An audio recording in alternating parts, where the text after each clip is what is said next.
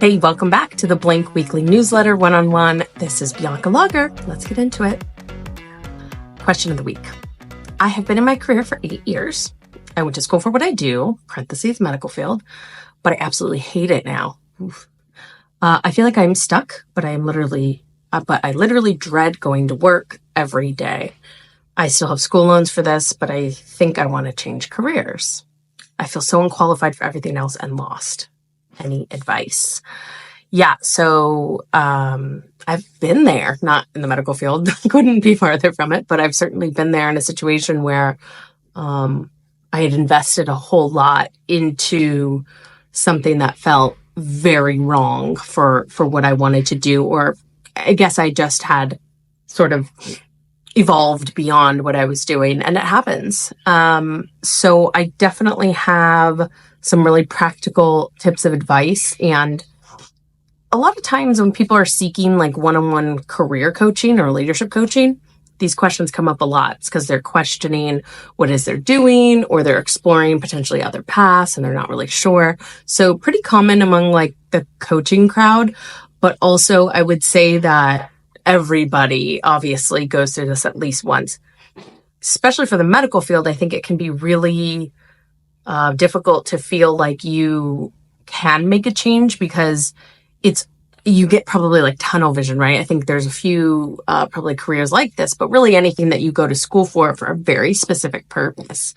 And it's really all encompassing, and you feel like those skills are not applicable or transferable to a different kind of world. And you probably see people on Instagram or whatever else, and you're like, oh my gosh, I would rather work from home, or I would rather yada yada and do all this stuff. And, it's the classic, the grass is greener, right? So, there is the traditional sort of advice is water your own grass, right? That you'll make it greener by investing in what you have in front of you. Could be.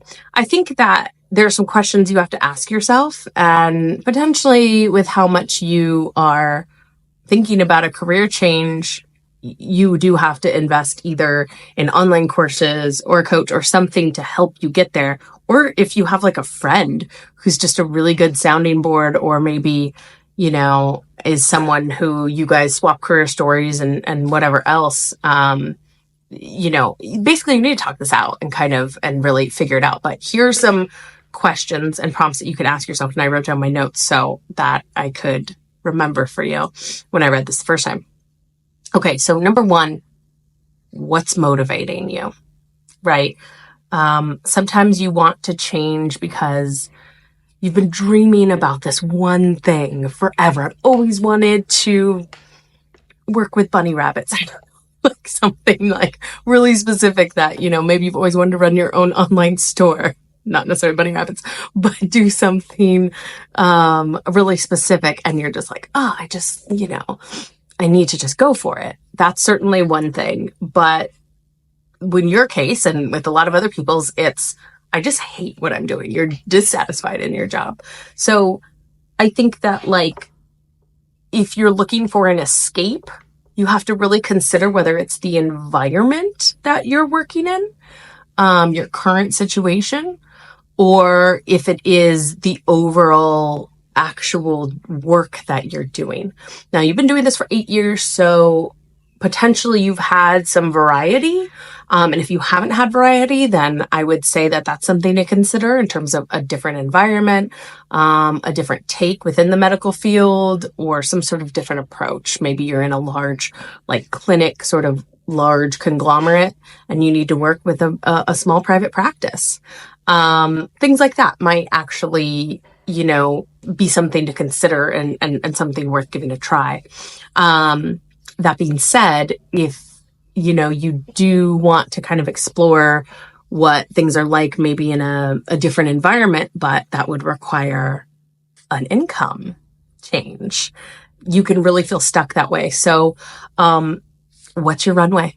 That's the second thing to ask. Do you have a runway? And if not, is it a goal that you can start working towards to give you a little bit of wiggle room to either decompress from your current situation, or to take a lower paying job that will help you experiment and figure out whatever it is that you want to do next.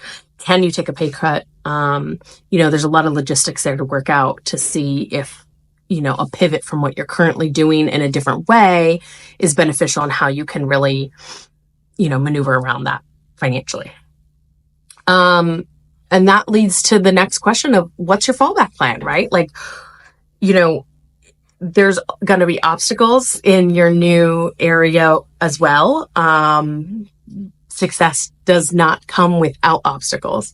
So it really, really, it really matters how adaptable you are, how well that you can navigate through something if it's not what you hoped for, right? If you're going to make a gigantic change in your life, then you kind of start fantasizing about it and creating it to be bigger than big, right? And sometimes that doesn't pan out. And then you're in the next situation and you're like, I'm literally no better off. So I don't mean this as a way to like stifle your dreamings and saying, hey, it sucks everywhere. Like, too bad, so sad.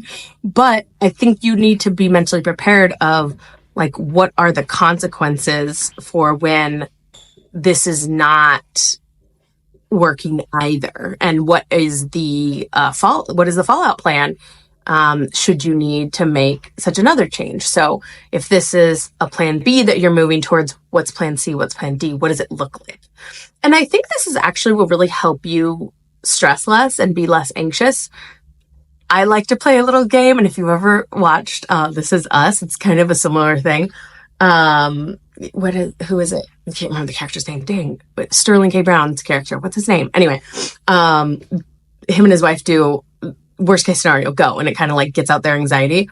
But I think that that's actually a really healthy exercise to say, okay, what's the worst possible thing that can happen? Imagine the absolute nightmare scenario. And then what's like a bad situation that isn't great, but maneuverable, and kind of like work backwards from there.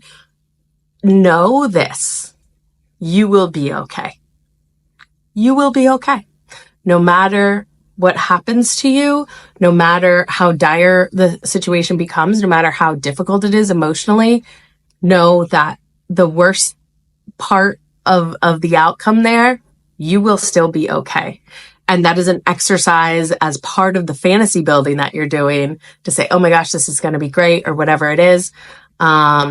If the worst happens, you still will be okay. Remember that. Okay, so that's nice to kind of think about, how am I going to maneuver out of this, or what kind of things do I need to think about in terms of a change? But I think you also need a little bit of advice about how to survive right now. Going to a job that you absolutely hate every single day and like your soul feels like it's burning alive inside. There's an acid that has sunk in.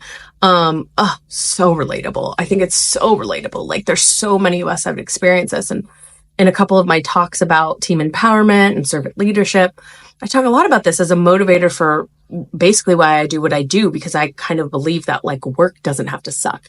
And I watched my parents, really suffer through a lot of jobs that they just hated because they had to make ends meet.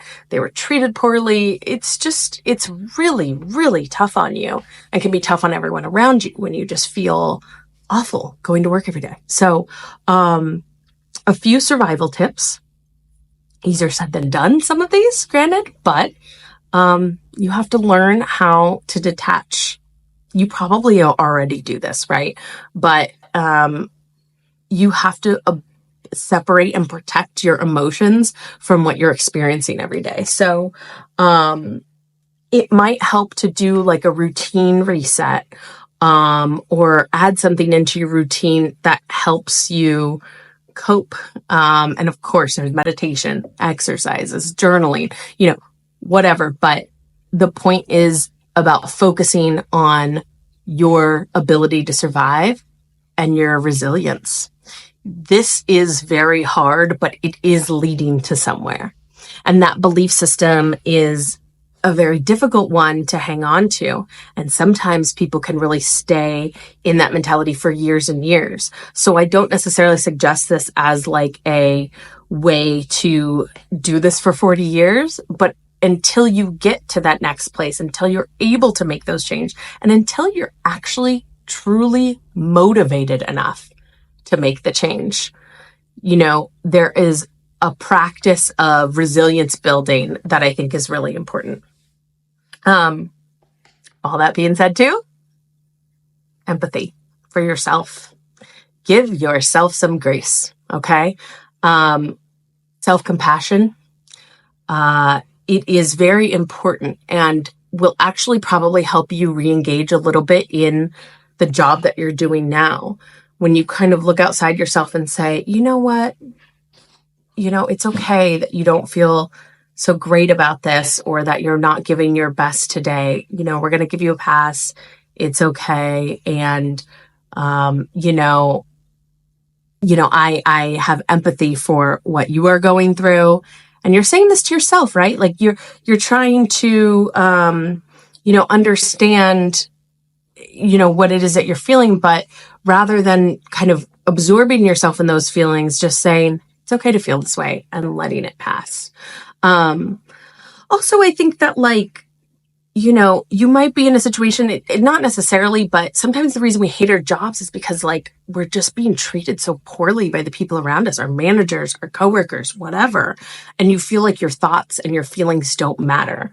So if that is the case, then I would say, number one, be that empathetic person for yourself. Number two, look to deepen the relationships that do validate those feelings. Everybody has that work bestie, right?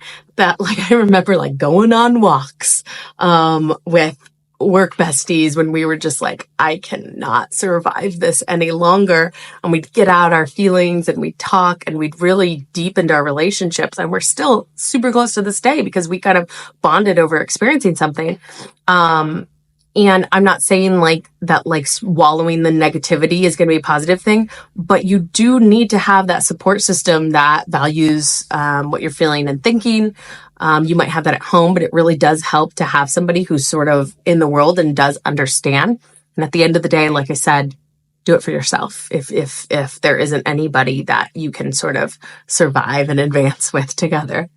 And then the last survival piece, and it kind of is probably the biggest piece of advice out of all this, is to start taking action, start taking small steps to, looking towards what that future is. Now, this is part of the fantasy building process of what does that look like, but you don't have to have an exact plan. But what you can do is meet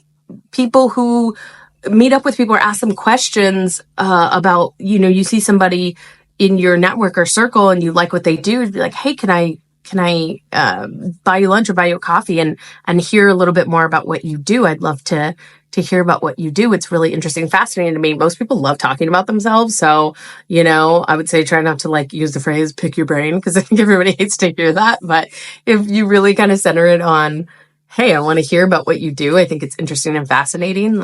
I'm exploring other options. Please tell me. I think most people would be happy to do that. You could go so far as job shadowing, things like that. But, podcasts, books, memoirs of people who have had a varying degree of success or changed careers a bunch of times. I don't think there's any successful person out there that hasn't pivoted in their career or what they've done a million times. So it's really helpful to read some of those memoirs and understand that the moment of struggle happens for everybody. And that also goes towards, resilience building. And be really specific when you are looking at the jobs that you're interested in or the careers that you're looking in to what are the best and the worst elements? What's a great day? What's a really awful day? And know that, of course, and this, right? We all get it. We have common sense. Nobody thinks that it's going to be, roses all the time, but understanding kind of what you're up against is probably really helpful.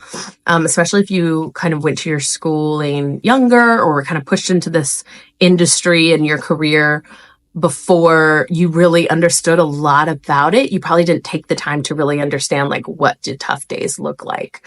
It'll just give you a clear sense of what you're risking, what you're balancing. Honestly, taking those super small steps, the podcast, even just writing this question, it'll improve your mood. I think even after hearing this, I don't know if it's the most like sage advice you've ever heard in your life, but like, I think just even getting it out of your system and venting it out is a really, really small step, but is an action that you have taken. And you have to celebrate each one that you do to be like, okay, I am doing something. I am trying to move the needle. So that is how you do motivational goal setting and how you accomplish bigger goals. It is not about like, I need to make this massive change.